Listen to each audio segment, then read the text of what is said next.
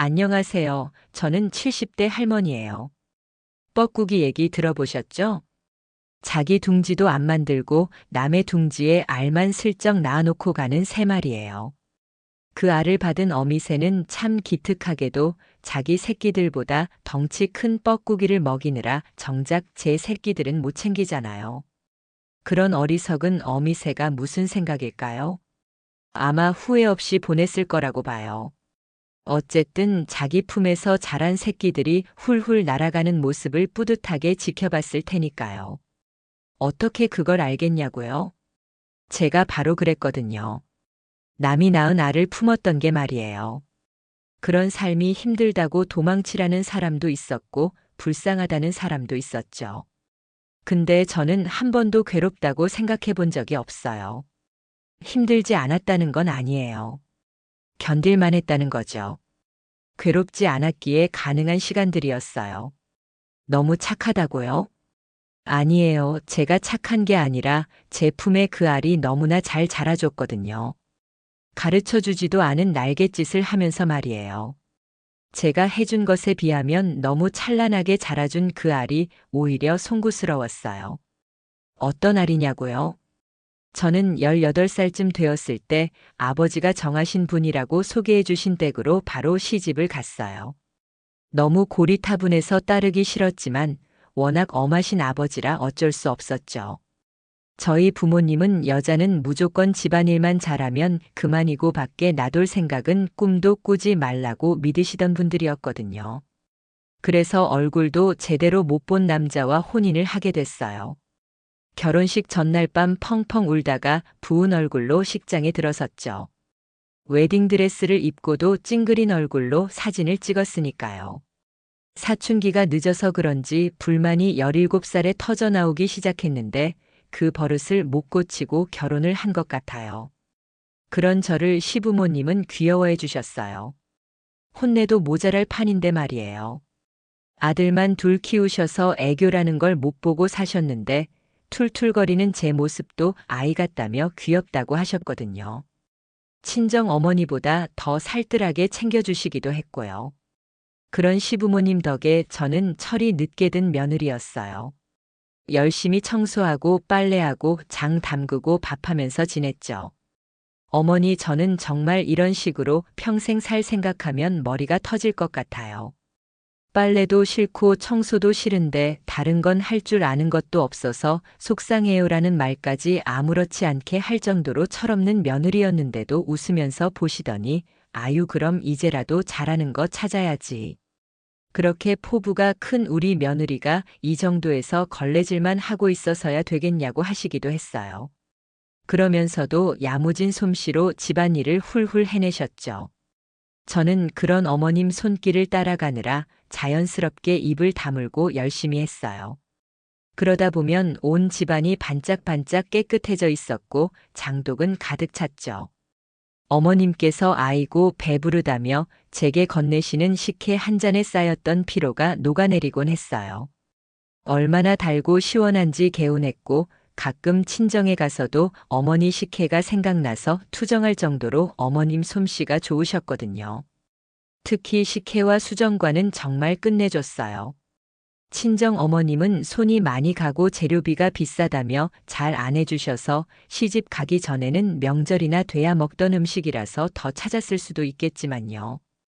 친정 어머니는 어휴 남의 집 딸들은 시집 가서 힘들다며 친정만 오면 눈물바람에 음식 그리워서 허겁지겁 먹는다더니 너는 와가지고 오히려 시어머니 거 해달라고 하냐며 싫지 않은 표정으로 흘겨보는 척하셨죠.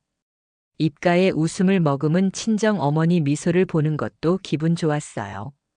아무래도 시집가서 괴롭힘 당한다는 소리보다 대접받고 산다는 소리가 말하는 딸도 듣는 친정 어머니도 기분 좋기는 마찬가지니까요. 시집간 지 얼마 안 돼서 군대 간 남편과 친해지는 것보다 시부모님 시동생과 먼저 친해질 시간이 많았기에 시부모님께서 더 잘해주셨을 거예요. 아들도 없는 집에 어린 시동생 학교 보내느라 이른 시간에 일어나서 도시락 싸고 교복 다리는 일까지 하는 제가 안쓰러워 보이셨을지도 몰라요. 하지만 저는 시동생 교복 챙기고 도시락 챙기는 게 재밌었어요.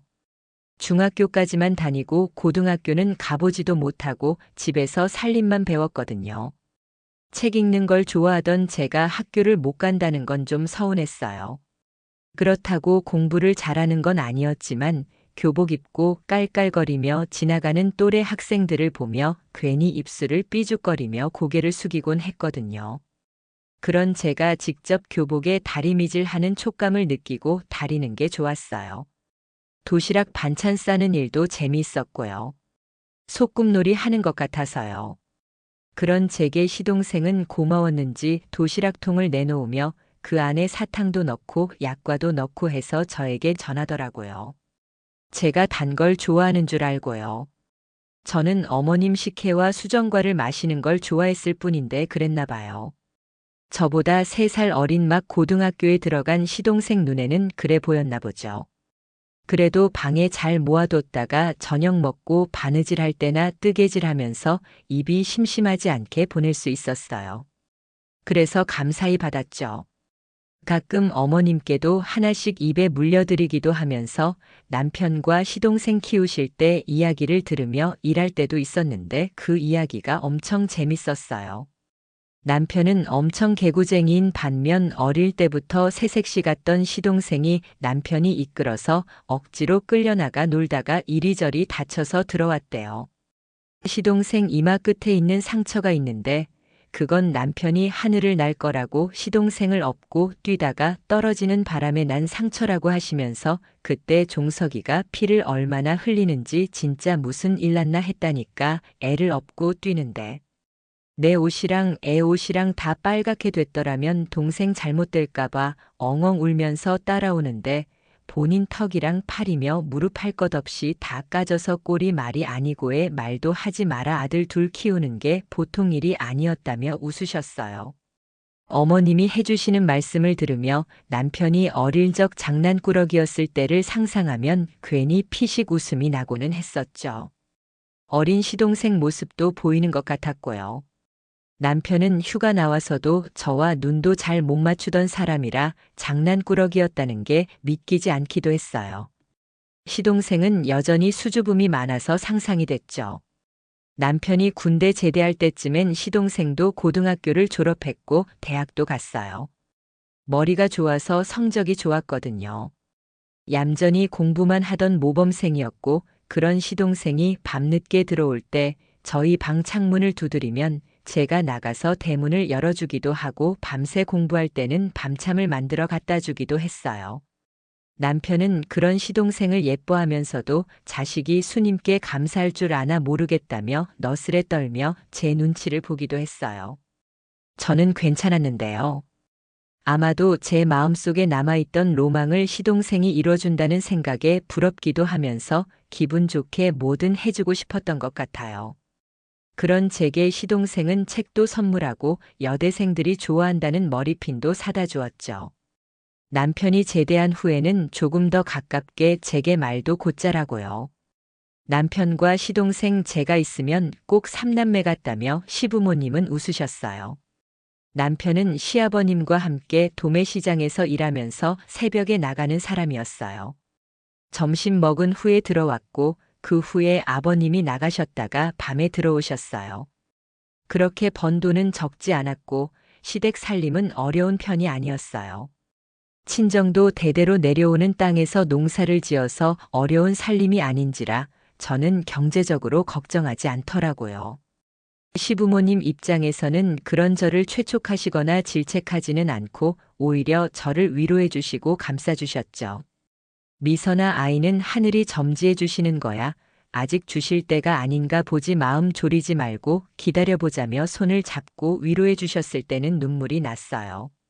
처음에는 아이가 찾아온 줄도 모르고 있다가 배가 아파서 병원에 갔는데 아이가 떠났다고 하더라고요. 어안이 벙벙해서 마음이 아파 며칠을 울었어요. 그때 어머님은 죽을 끓여 제 방에 가져다 주시면서 달래며 제게 먹이셨고 철없던 저는 울면서 고개를 흔들고 떼부리듯 울기만 했어요. 그리고는 6개월 후에는 느낌이 오더라고요. 바로 병원에 갔다가 임신인 줄 알았죠. 조심한다고 화장실도 조심하면서 다니며 아이를 지키기 위해 노력했어요. 하지만 그 아이도 제게 오래 머물러 주지 않았어요. 이상을 느껴서 서둘러 병원에 갔지만 아이는 벌써 떠난 후라 어쩌지 못했어요. 저는 자책하느라 며칠을 울며 지냈고 자리에서 일어나지도 못하고 지냈어요. 남편은 그런 저에게 뭘 해줘야 할지 몰라서 방에 앉았다가 마당에 나갔다가 안절부절하는 것을 알면서도 제 마음이 먼저라 괜찮은 척을 못하겠더라고요. 그랬는데 시동생이 술을 잔뜩 먹고 와서 저희 방 앞에 앉아 울면서 형수님 속상해하지 말아요. 형수님이 먼저죠. 아직 얼굴도 못 본 아기보다 물론 아기도 안타깝죠. 그래도 아기보다 형수님이 먼저예요. 울지 마요라더군요. 그 말에 눈물이 더 터져 나오는데 감당이 안 돼서 대답도 못하고 울었어요. 남편은 야 임마 너까지 왜 이러니 가서 자 울긴 내가 왜 울어라며 시동생을 챙겨 방에 들여보내는데 목소리가 떨리면서 울먹이고요. 두 남자들이 문 밖에서 그러고 있는 것을 듣자니 기운을 내야겠다 싶었어요. 제가 기운을 내야 아기도 다시 찾아올 테니 얼른 다시 웃자고 생각했어요. 다음 날 아침 식사를 지으러 부엌에 갔더니 어머님이 놀라시며 더 쉬어 아직 몸 추스려야 해 괜히 무리하지 말라고 하셨을 때는 또 눈물이 날 것 같았지만 꾹 참고 이제 일어나야죠 라며 웃었어요. 그때 조금 어른이 되는 것 같다는 생각을 했어요. 참는 법을 배웠거든요. 남편은 아침을 먹으면서도 제 눈치를 보면서 먹었어요. 저는 남편의 시선을 느끼면서도 눈이 마주치면 눈물이 날까 싶어서 보지 않았어요. 시동생 해장국을 끓여 방문 앞에 놓으면서 도련님 일어나서 속 좀 풀어요라는데 시동생이 후다닥 일어나는 소리가 들리더군요. 방문을 벌컥 열고 나오더라고 형수 내가 어제는 그게라며 횡설수설하기에 웃었어요. 그러고는 고마워요라며 웃으며 인사하고 부엌에 돌아오는데 눈물이 났어요. 제가 뭐라고 온 가족이 제 눈치를 보며 달래줄까 싶어서 너무 감사한 마음이 들어서요. 얼른 정신 차리고 괜찮아져야겠다 싶었어요. 또 그걸 원할 것 같고요. 천사 같은 아기들이라서 엄마인 저의 행복을 빌어줄 거라고 생각이 들기도 했어요. 그리고 다시 제게 찾아올 아기들을 위해 엄마가 몸도 마음도 건강해져야 한다고 다짐하기도 했고요. 그렇게 털고 일어나려고 하면서 마음을 열었어요. 그런 저를 시부모님과 남편 시동생은 응원해 주듯이 더 잘해 주셨어요. 진짜 시집 하나는 잘 왔다 싶어서 감사하고 행복했어요. 집안 살림을 열심히 하며 살았죠. 시동생이 휴학하고 군대에 갔을 때는 바리바리 음식을 싸서 면회도 갔어요. 남편과 함께 갔기에 망정이지 안 그랬으면 길에서 주저앉을 뻔할 만큼 싸갔죠. 시동생이 좋아하는 제가 한 김치부침개까지 야무지게 싸갔으니까요. 시어머님도 같이 가셨는데 가시는 내내 저를 보며 어이없다고 웃으셨어요. 예아가 너희 남편 면회 갈 때보다 더 많이 싸서 가면 어쩌니라고도 하셨죠. 그런 어머니께 저 사람하고는 안 친했나 봐요. 도련님은 저랑 친하잖아요 라며 웃으면서 대꾸했더니 남편도 어이가 없다는 듯이 웃더라고요. 그렇게 저는 시댁 식구들과 허물없이 잘 지냈어요. 10년이 그렇게 지났죠. 제가 막내라서 제 또래 친구들 아버지보다 연세가 많으시던 친정 아버지가 갑자기 돌아가셨을 때도 저와 함께 울면서 친정 어머니처럼 그동안에도 제 눈물을 닦아주시면서 달래주셨죠. 막내딸이자 고명딸인 제가 친정 어머니 곁에서 자리를 지킬 수 있도록 해주셨고요. 남편은 사위 노릇하느라 이리저리 뛰며 바쁘게 지내주었어요. 그런 남편과 시부모님은 제게 누구보다 가까운 사람들이었어요. 시동생도 뒤늦게 찾아와서 저를 위로해주고 달래주고 가더라고요. 고마웠어요. 시동생이 결혼한 지 얼마 안 돼서 올케가 아이를 가졌을 때라서 못 올 줄 알았거든요. 돌아가신 친정 아버지도 제게 시부모님과 시동생이 계셔주시는 모습을 보시면 마음 편하게 떠날 수 있을 거라고 생각했어요. 덕분에 잘 보내드렸다고 생각해요. 그런데 며칠 후 올케가 시댁에 찾아와서는 형님은 아무리 그래도 저희한테 연락하시면 어떻게 해요? 저 임신 중인 거 모르세요? 저희 아이 잘못되면 어쩌시려고요라면서 날카로운 목소리로 쏘아붙이듯이 말하더라고요. 무슨 소리인가 싶어서 어안이 벙벙한데 올케 특유의 날카로운 목소리가 가슴속을 파고들어 아프게 느껴졌어요. 배가 많이 불러서 예민할 때라고는 하지만 너무 한 것 같아서 한 소리 하려다가 그랬어. 미안해. 내가 연락한 건 아니야. 아버지도 너무 갑자기 돌아가셨고. 어머님이 도련님 서운해 하실까봐 연락하셨다고 해서 달래려고 했어요. 하지만 올케는 그럴 생각이 없었는지 팔짱을 끼고 위아래로 훑어보더군요. 불쾌했지만 억지로 웃고 돌아서서 차리던 상을 마저 차리려고 하는데 형님은 아이가 없으셔서 모르시겠지만 엄마가 된다는 게 이렇더라고요. 저는 지키고 싶은 게 많아서 모든 게 조심스러워요라며 앙칼지게 말했어요. 그 목소리가 얼마나 아프게 가슴속을 파고들어 앉았는지 몰라요. 겨우 아문 생채기에 소금을 뿌린 듯이 따갑고 아프더라고요. 눈물이 울컥 쏟아지려는 걸 겨우 참고 돌아서서 한마디 해야겠다 하는데 작은애 너 뭐라고 했니? 뭐 너 지금 너희 형님한테 임신 유세니 아무리 귀한 아이라고 해도 이러면 안 되지 부모상 치른 형님한테 위로는 못하고 이게 무슨 경우냐. 그래도 시집 식구인데 어려운 줄 모르고 함부로 하는 거냐며 어머니가 화를 내셨어요. 결혼 생활 10년 만에 그런 모습은 처음이었어요. 올케는 처음부터 그랬어요. 임신을 했다며 시동생이 결혼해야 할 것 같다고 고백한 후 데리고 왔을 때부터요. 결혼도 하지 않고 임신을 한 사람 치고는 부끄럽지도 않은지 당당했어요. 저보다 7살 어린 사람이라서 한참 동생 같아서 잘 지내야지 하며 기대도 있었죠. 임신을 했다 하니 부럽기도 했지만 시부모님께 손주가 생기니 반가웠어요. 제가 해드리지 못한 일을 해줄 수 있는 사람이니 귀하게 여기자 싶었죠. 시부모님께 제가 받은 대로 올케에게 해주면 되겠다 싶더라고요.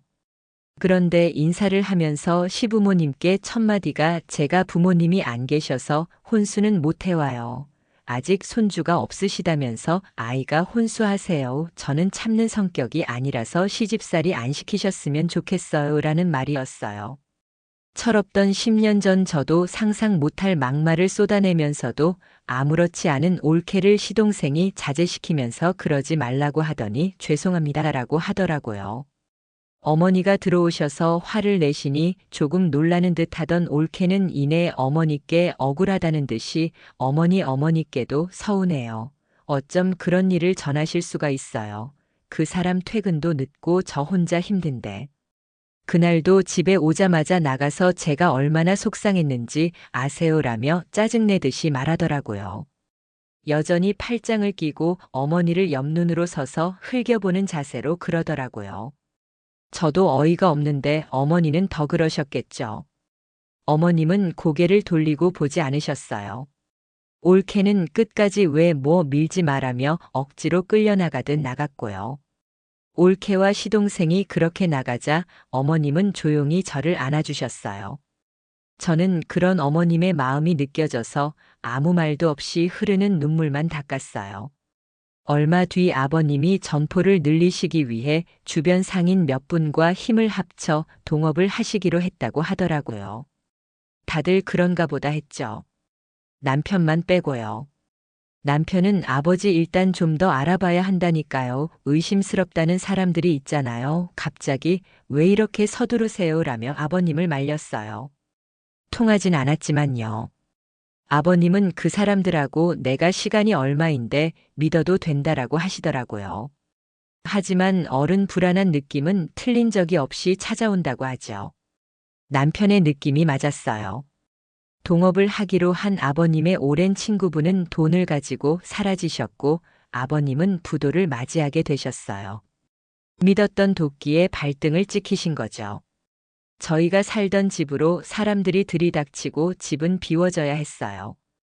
급하게 남편이 가지고 있던 돈으로 작은 집을 구해서 이사하고 동업자를 찾았지만 찾을 수가 없었어요.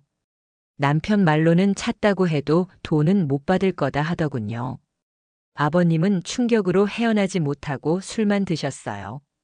평생을 성실히 일만 하시던 분이 한순간에 일터를 잃으니 망가지더라도 벌어야 하니 다른 가게에 취직해서 일을 나갔어요.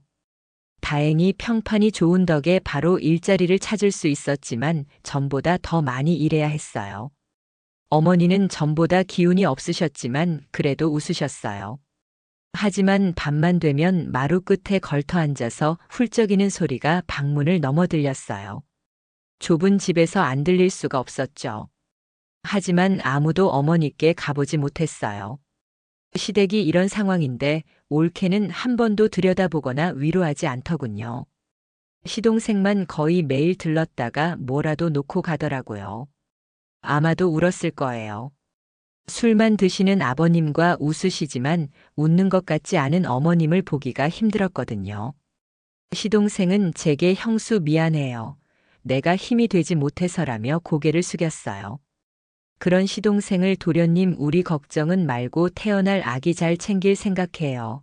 배 많이 불렀죠. 잘해주고요. 여자는 아이가 졌을 때 서운한 게 평생 간대요라며 달래서 돌려보내곤 했어요. 그래야 한다고 생각했고요. 어느 정도 집이 정리되고 나니 저도 보탬이 되고 싶은 마음이 생기더군요. 옆집 할머니께서 저희가 드린 이삿떡 맛을 보시고는 제게 이를 권하셨어요. 떡 맛을 보니 솜씨가 보통이 아니네 이거 누구 솜씨야라고 물으시더니 다른 음식도 좀 하나라며 더 이것저것 물으시더라고요. 저는 다 대답했고 그러자 잘 살던 집이라서 내가 이런 말하면 기분이 나쁠 수 있는데 이 언덕 뒤로는 부촌인 거 알지 거기 사모님들이 사람을 많이 찾아 그런데 음식 솜씨가 좋고 장도 직접 다 담그면 월급이 비싸 요즘에 장 안 담그는 집도 많잖아라며 일자리를 소개해 주신다고 하더라고요. 솔깃한 제안이었어요. 10년 이상 어머님께 잘 배운 덕에 제법 잘했거든요. 남편이 받는 월급은 아버님과 함께 가져오던 수익에 반해서 반도 안 되는 지경이었고 아버님과 어머님을 생각해서라도 제가 벌 수 있을 때 버는 게 맞았어요. 친정 어머니도 아버지 돌아가신 후에 다 정리하고 오빠들에게 나누어 주시고는 큰오빠 집에서 지내시는 터라 도움을 받을 수도 없었기에 절실하기도 했죠. 일단 시부모님께 허락을 받아야 하니 말씀을 드렸어요. 제 말에 두 분 다 놀라시면서 눈이 동그래지시더라고요. 아버님은 돌아앉으셨어요. 그런 두 분께 집이 작아져서 할 일도 줄어들어 몸이 근질근질하던 터에 잘 됐죠. 게다가 돈도 준다니 어머니께 잘 배워서 잘할 수 있어요라며 설득했어요. 그렇게 허락 아닌 허락을 받고 저녁에 들어온 남편에게도 이야기했어요. 남편은 한참을 고개 숙이고 있더니 미안하다라며 울더라고요. 남편에게도 시부모님께 했던 말 그대로 하면서 나 잘할 수 있어요라고 했어요. 남편은 그런 제 손을 아무 말도 없이 잡으며 미안하다고만 하더라고요. 그렇게 저는 옆집 할머니께 소개를 부탁드렸고 사모님 댁으로 일을 나갔어요. 저와 비슷한 또래의 사모님과 사장님은 점잖으신 분들이었어요. 시어른들과 살다가 임신해서 분가하면서 사람을 구하게 되었다 하시더라고요. 그동안 아이가 안 생겨서 눈치를 엄청 보느라 고생했다며 배를 쓰다듬더니 부러운 마음이 들었어요. 점점 아이는 제게 오지 않으려나 보다 하고 포기했거든요. 그런데도 아이를 가진 산모만 보면 눈길이 가고 부러운 마음이 들어서 속상했고 사모님이 제 나이 또래인데 아이를 가졌다니 더 부러운 마음이 들었어요. 그래도 어쩝니까? 제게는 아이 인연이 오지 않으려나 보다 하고 참아야 했어요. 여사님 저희 아기 태어나면 잘 부탁드려요라며 친절히 웃으시는 사모님을 따라 웃으며 네 그럼요 하고 대답할 뿐이었어요. 몇 달 뒤 아이가 태어났어요. 딸아이였는데 사모님을 닮아서 피부가 하얗고 코도 오똑하고 너무 예쁜 아이였죠. 그보다 먼저 태어났던 시동생 아이는 사내 아이였는데 그때까지 만나지 못해서 사모님 딸아이가 제가 안아본 가장 어린 아이였어요. 친정 조카들도 100일이 돼서야 만났으니까요. 너무 작고 여리여리하더군요. 작은 아이가 불편하다 안아달라 배고프다 재워달라 표현하는 게 신기했어요. 모든 표현이 우는 것이었지만 그러다가도 방긋 웃으면 그렇게 예쁘더라고요. 그 무렵 시동생은 들르러 와서 아이가 밤새 너무 울어서 잠을 못 잔다고 하면서 애가 원래 밤에 왜 그렇게 많이 깨요 몰랐어요. 애 엄마는 애 못 보겠다고 난리예요. 형수 남의 집 애까지 보느라 힘들조라더니 힘없이 웃으며 가더라고요. 그게 시동생 마지막 모습이었어요. 다음날 새벽 출근하며 쓰러져서 그러고는 과로사를 했는지 버스 정류장에서 코피를 쏟으며 쓰러져서 구급차에 실려갔답니다. 연락을 받은 시어머니와 남편이 달려갔지만 시동생은 벌써 세상을 떠난 뒤였어요. 심정지가 온 거라는 의사 선생님 말씀을 믿을 수가 없었어요. 문상을 온 시동생 직장 동료는 밤에 못 잔 지 며칠 됐다고 그랬어요. 너무 힘들어 보여서 동료들이 휴게실에서 좀 자라고 숨겨준 적도 있었죠. 아내가 힘들다고 소리를 질러서 밤에 아이를 본다고 그러더라고요라며 속삭였어요. 옳게 눈치를 보듯 힐끔거리며 이야기하는 목소리가 거짓 같진 않았어요. 장례를 치르고 사흘인가 지났을 때 대문 앞에 아이 우는 소리가 나서 나가보니 조카가 유모차에 누워 울고 있더라고요. 늦은 밤에 말이에요. 너무 놀라서 가까이 보니 조카 아이였고 조카 품에는 도저히 혼자 키울 수가 없어서 놓고 갑니다. 잘 키워주세요. 그래도 이 집안의 유일한 핏줄이에요 라고 적힌 메모가 꽂혀 있더라고요. 남편이 가서 골목을 뒤졌지만 올케는 없더랍니다. 조카가 한 7개월 정도 되었을 때라서 분유며 기저귀가 필요한데 유모차 옆 가방 하나에 하룻밤만 겨우 보낼 만큼만 들어있고 사라진 거예요. 애 엄마가요. 당황스럽고 놀랍기도 했지만 일하는 집에서 아이도 돌보고 있어서 그랬는지 조카 아이를 돌보는 게 너무 낯설진 않더라고요. 힘들기는 무척 힘들었죠. 밤에 제가 아이를 돌본 적이 없었고 이유식도 만들기만 했지 먹인 적은 없어서요. 다행히 어머님 아버님이 계시니 제가 조카를 혼자 키운 건 아니었어요. 시동생 생각에 조카에게 잘해주고 싶어서 최선을 다했지만 주로 어머님이 보셨죠. 조카는 구김살 없이 잘 자라주었어요. 아장아장 걷고 방긋 웃으면 보상이 되었죠. 어느 순간 엄마야라며 제 품에 파고들면서 조카는 더 이상 조카가 아니었어요. 제가 낳지는 못했지만 제 품에 파고든 아이였어요. 시동생이 제게 큰 선물을 안겨준 것이라고 생각했어요. 남편도 그랬나 보더라고요. 조카가 있어서 그런지 전보다 웃는 날이 더 많아졌어요. 시부모님도 웃으실 일이 많았는데 편찮으셔서 병원에 다니시면서도 조카를 위해서라면 최선을 다하셨어요. 저는 일을 다녀와서 조카를 돌봤지만 그 순간만큼은 조카에게 집중하려고 했고요. 잠잘 때 책을 읽어주면서 조카와 손을 맞잡고 눈을 맞출 때는 행복했어요. 조카가 7살 때 시아버지가 돌아가시고 10살 때 시어머님이 돌아가셨을 때도 제가 흐트러지지 않고 견딜 수 있었던 건 조카 아이 덕분이었어요. 저뿐 아니라 남편도 그랬는지 조카에게 다정히 더 많은 걸 해주고 싶어 했어요. 그래서 그런지 일을 열심히 해서 전에 비하면 훨씬 작지만 점포도 하나 열게 되었죠. 하지만 저는 일을 그만둘 순 없었어요. 조카에게 해주고 싶은 게 많았거든요. 책상도 사주기로 했고 침대도 사주기로 했고 옷도 신발도 새로 사려면 부지런히 일해서 돈을 벌어야 했거든요. 조카는 그런 저희에게 보람을 갖게 해주었어요. 어릴 때부터 영특한 건 알았지만 초등학교에 들어가자마자 100점을 받더군요. 모든 시험을 다 그렇게 봤다 보니 다들 천재 아니냐고 할 정도로요. 시부모님이 돌아가시면서 혼자 집에 있는 시간이 있을 때도 공부를 했더라고요. 숙제도 혼자 챙겨서 하고 준비물도 잘 챙겨서 이야기한 대로 사다 주기만 하면 됐죠. 그런 조카가 너무 기특하고 대견해서 고마웠어요. 너무 예뻤어요. 우리 종민이 어쩜 이렇게 예쁠까? 큰엄마는 너무 감사해라며 칭찬을 했어요. 조카는 그럴 때마다 수줍은 미소로 웃기만 하다가 제 품에 파고들어 안겼어요. 그런 조카를 품 가득 끌어안고 있으면 세상 두려울 것이 없었죠. 조카를 위해서라면 모든 것을 걸고 할 수 있겠다 싶었어요. 남편과 조카 저는 그렇게 가정을 꾸리고 행복한 시간을 보냈어요. 조카는 실망 한 번을 시킨 적 없이 자라주었고 저희의 자랑이었어요. 일하는 곳에서 딸아이도 예쁘고 건강하게 잘 자랐어요. 그 아이 덕분에 조카 키우는데 도움을 많이 받아서 제가 더 열심히 일했죠. 그 아이는 제게 이모님이라 부르며 잘 따라서 정도 많이 들었어요. 제가 조카 자랑을 하면 눈물을 흘리며 샘을 낼 정도로 저를 좋아하더라고요. 뒤늦게 제가 아이들에게 정을 받게 되니 제 한이 풀리는 것 같기도 했어요. 그래서 그 아이에게도 진심으로 정을 주며 돌보았고 좋은 음식을 해주었어요.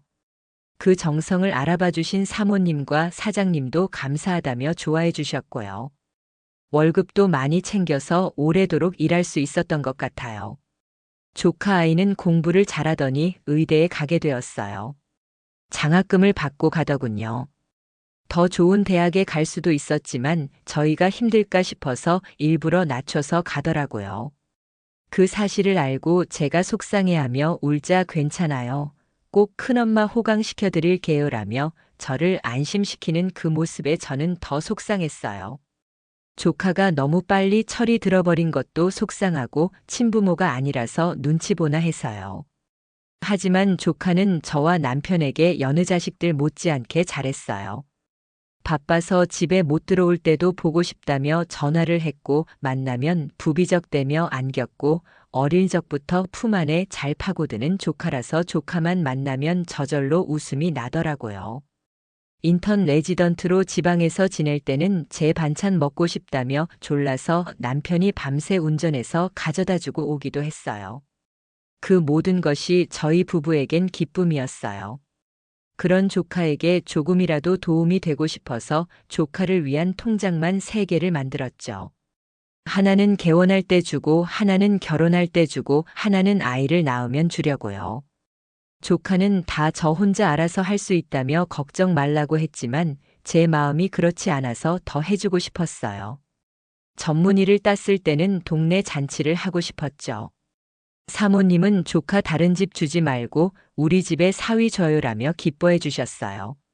사모님 딸아이는 사장님 회사를 물려받기 위해 사장님 회사로 출근했는데 선을 아무리 봐도 눈에 차는 사람이 없다며 번번이 거절하던 중이었거든요. 그래서 그런가 사모님은 점점 저희 조카 소식을 자주 물으셨어요. 저야 조카만 좋다면 소개하고 싶었지만 조카가 워낙 바빠서 말도 못 꺼냈죠. 어느 날 마음 졸이는 저대에 눈치를 챈 건지 조카가 제게 그러더라고요. 큰엄마 저 결혼하고 싶은 사람이 생겼는데 바로 상견례 해야 할 것 같아요. 진짜 좋은 사람이라서 꼭 결혼하고 싶어서요라고 하는 거예요. 저는 두 팔 벌려 만세를 하며 종민아 큰엄마는 진짜 만세다 종민이 고른 사람이라면 당연히 환영이야 너무 고맙다라고 했어요. 상견례 날이 되어서 조카가 데리고 간 고급 식당에 들어서는데 기가 죽더라고요. 조카는 제 팔짱을 끼고 걸으면서 긴장하지 마세요. 저도 처음이에요 라며 웃더군요. 안내된 예약실 앞에서 옷매무새를 고치고 남편 뒤를 따라 들어섰어요. 안녕하세요. 종민이 큰엄마입니다 하고 인사했고 고개를 드는데 건너편 사돈댁 자리에 익숙한 얼굴들이 서서 웃고 있는 거예요.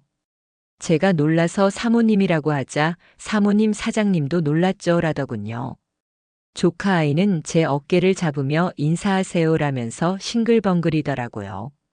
어리둥절한 저와 남편에게 사장님께서는 저희도 놀랐습니다. 글쎄 두 아이가 연애를 하고 있었더라고요. 서로 모르고 소개로 만났다가 조카분 가족 사진에서 여사님을 보고 이모님이 어머니신 걸 알았답니다. 이런 인연이 어디 있습니까? 라며 웃으시더라고요.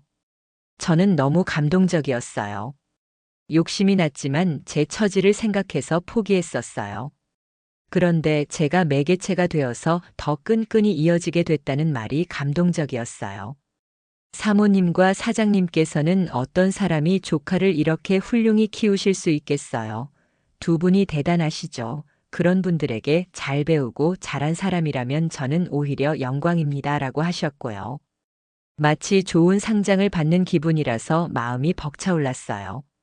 상견례를 잘 마치고 집으로 돌아오는데 시부모님 생각이 나면서 눈물이 났어요.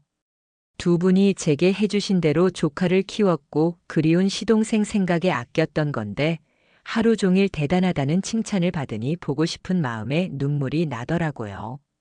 조카에게 3개의 통장 중 결혼 때 통장을 주며 결혼 준비에 보태라고 했어요. 조카는 부모님 도움 안 받고 스스로 해보고 싶다며 거절했지만 제가 우겼어요. 종민아, 너희 돈 안 받으면 큰엄마는 서운해. 큰엄마가 친엄마가 아니라서 안 받는구나 하고 그러니까 받아라며 억지를 좀 부렸죠. 조카는 아이 참하더니 억지로 받더라고요. 그리고 며칠 뒤 조카가 부잣집에 시집 간다는 말을 어디서 들었는지 글쎄 도망갔던 올케가 왔더라고요. 그래도 친엄마가 있는데 애 결혼할 때는 곁에 있어야죠. 그때는 형편이 그랬지만이라며 뻔뻔하게 저희 집 앞에서 저를 기다리는 그 모습에 깜짝 놀랐어요. 조카를 보자마자 내가 종민이구나. 엄마야, 엄마 보고 싶었지. 의사라고. 그래, 며느리는 어떤 애니? 집에 돈만 있는 거 아니니? 내가 기강을 잡아야겠다더군요. 그러자 조카는 제 어머니를 휙 뿌리치더니 저를 낳아주신 분이라서 이렇게 한 번은 뵈어야 할 것 같아서 왔습니다. 다시는 친엄마 어쩌고 하면서 나타나지 마세요. 젖먹이를 문 앞에 버리고 갈 때는 언제고. 이제 와서 무슨 엄마입니다. 제게 부모님은 큰아버지와 큰어머니이십니다. 두 분이 워낙 마음이 넓으시니까 확실하게 이야기 못하실 것 같아서 제가 하겠습니다. 한 번만 더 나타나면 당신한테 그동안 못 받은 양육비 다 받아낼 거니까 그런 줄 알아요. 누가 누굴 기강을 잡아요. 당장 가세요라며 큰 소리를 치더라고요. 30년 넘게 그런 모습은 처음이었어요. 한 손은 제 손을 잡은 채였고 떨리기에 조카 마음이 전해지더라고요. 올케는 한참을 눈을 흘기며 앙칼지게 보다가 조카가 양육비 소리를 하니 벌떡 일어나서 나가버렸어요. 그 모습에 역시나 돈 때문에 왔구나 싶어서 마음이 그렇더라고요. 그리고는 무탈하게 아이들은 결혼을 하였고 아이 셋을 낳고 잘 살고 있어요. 제가 모았던 통장은 모두 다 조카에게 전달했지요. 빨리 와달라고 걸핏하면 뭐 먹고 싶다며 전화해서 조르고 찾아와서 조르는 통에 장 보느라 바쁠 때도 있지만 한 번도 귀찮은 적이 없었어요. 항상 기쁨이죠. 사돈댁에서 같이 어디를 가자, 같이 명절을 보내자 하셔서 북적북적하게 지내요. 손주들도 애교가 아주 예쁘답니다. 이만하면 뻐꾸기 할 품을 다한 거죠. 비록 남이 낳은 알이었지만 품고 기른 정이 낳은 것 못지않다니까요. 저는 아이들 덕분에 감사하고 행복한 노년을 보낼 수 있을 것 같아요. 여러분들도 점점 더 행복한 날들이 되시길 바라겠습니다. 지금까지 사연 들어주셔서 감사합니다.